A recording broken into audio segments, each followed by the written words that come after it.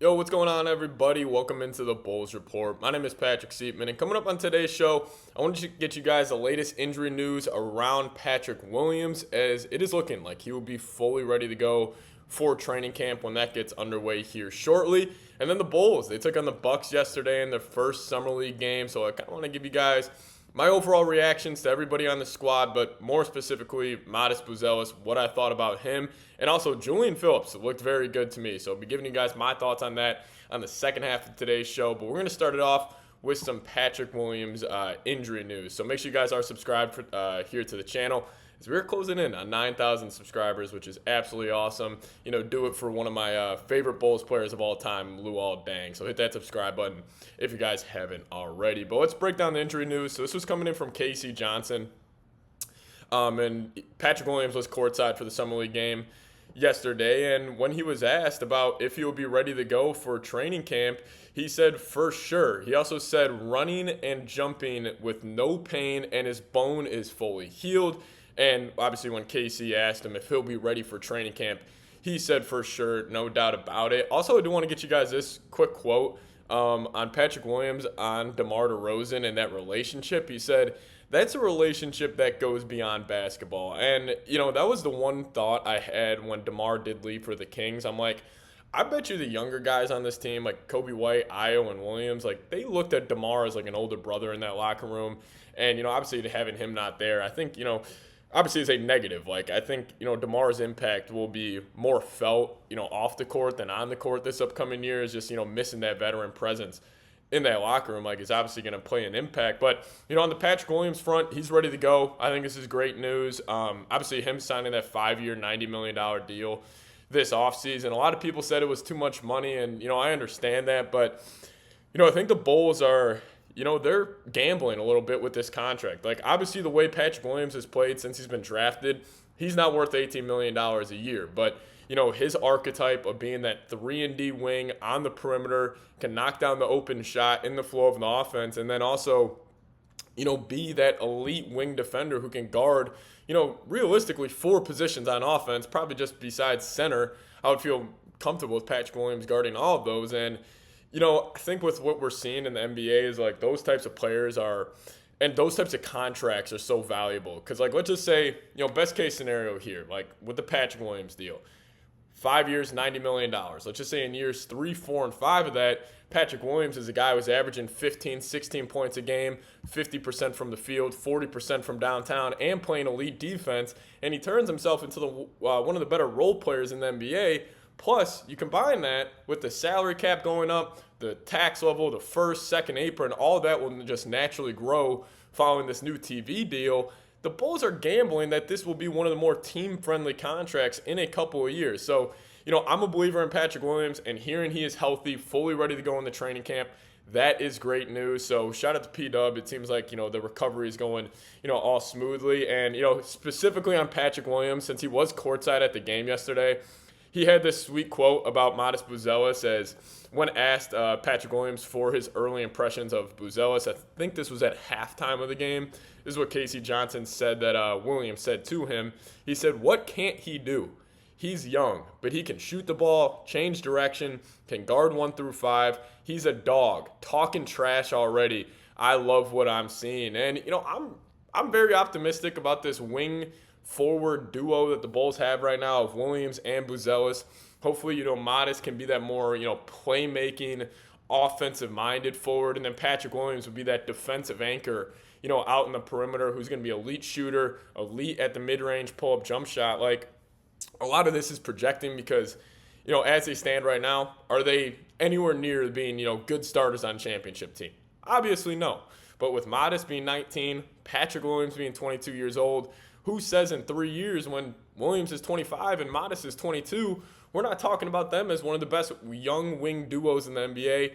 Obviously, this is an extreme example, but look at the Boston Celtics. They have built their franchise and built their kind of run they're going on over the next couple of years around those 2 wings of Jaylen Brown and Jason Tatum. But I will ask you guys one question as, you know, I think Patrick Williams is a polarizing player amongst Bulls fans, but you guys let me know. I'll make this the pinned comment. Do you believe in Patrick Williams? Just type Y for yes or type N for no and explain your thoughts down in the comments section. But let's dive into the Bulls Summer League game here, as it was a ton of fun to watch. Like, I'm not going to lie, felt great watching Bulls basketball again, as beating the Milwaukee Bucks is always a good thing for me. But get you guys some stats from the game first, and I'll give you guys my thoughts.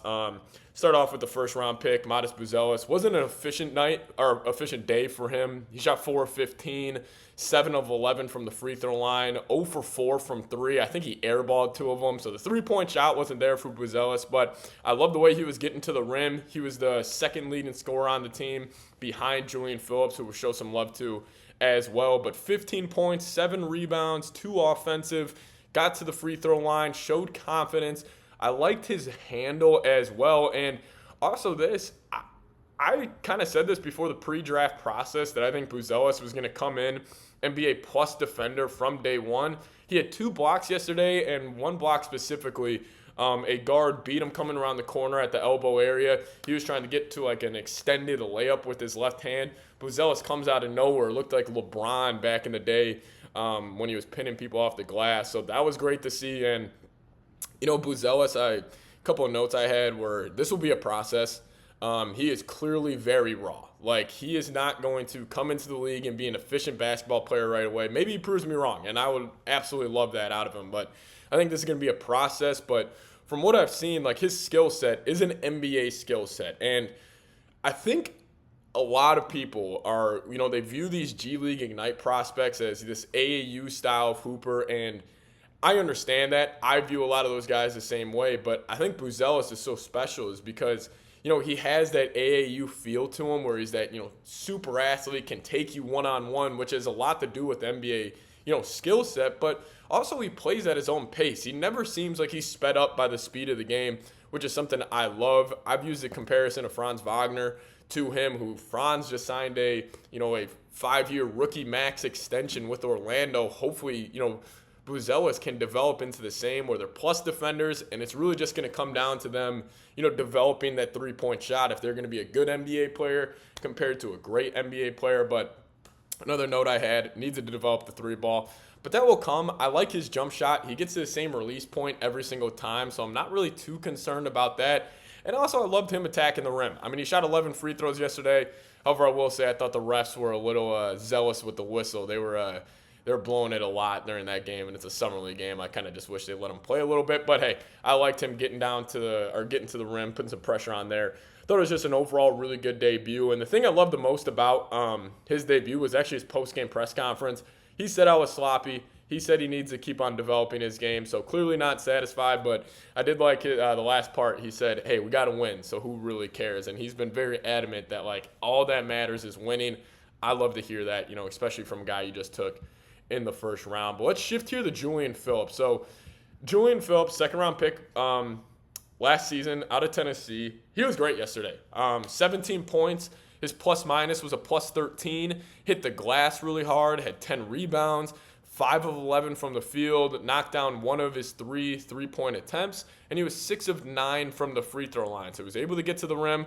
Love to see that out of him. And, when you're watching Phillips, like, you can feel his athleticism when you're watching, the Bulls play. Even in a summer league game, like, it's clear he's the best athlete on the floor. And, Julian, like, it's tough coming up with, like, a ceiling comparison for him because he is so raw. His game, like, is he going to be a pull-up jump shooter coming off those pick and rolls, or is he just going to be a total, rim pressuring wing? Like, he really has unlimited and just untapped potential to his game, which is an extreme positive.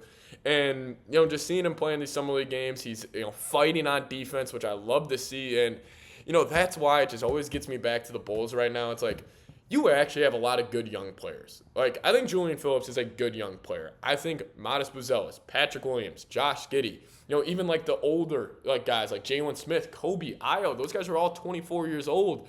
Just move off Zach LaVine, move off Nikola Vucevic, and let these guys develop, because I would love for Julian Phillips to be that wing off the bench this upcoming season, get 15, 20 minutes a game, really let him develop at the young age of 20 years old.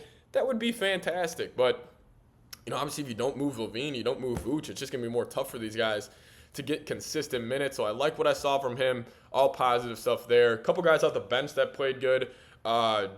Smart had 3 3-pointers, 2 of them coming in the third, 17 points, so good for him. But how about Adama Sanogo hitting the glass hard yesterday, 7 offensive rebounds, 12 rebounds total, had 3 steals and 17 points. Sanogo's one of those guys, he plays hard. I just don't know what his role is going to be in the NBA. Maybe he could try to develop into like an Andre Drummond type of player. That would be sick. But again, it's just so tough with those like traditional bigs, like projecting where they're going to be in the league. But overall, I thought it was a good summer league game for the Bulls. Fun to watch, fun team to watch. They play fast, they play hard. I actually thought Billy Donovan, his kid, the coach, did a pretty good job. Just, the rotations were pretty fluid. Played the young guys a lot, got them a lot of easy looks. So I thought actually he did a good job. And hey, tonight, Bulls Warriors at 9 p.m., so a little late night tip, but just want to give you guys my reaction and the update around Patrick Williams here today. So we'll see you guys next time. Make sure you guys are subscribed to the channel. And as always, go Bulls.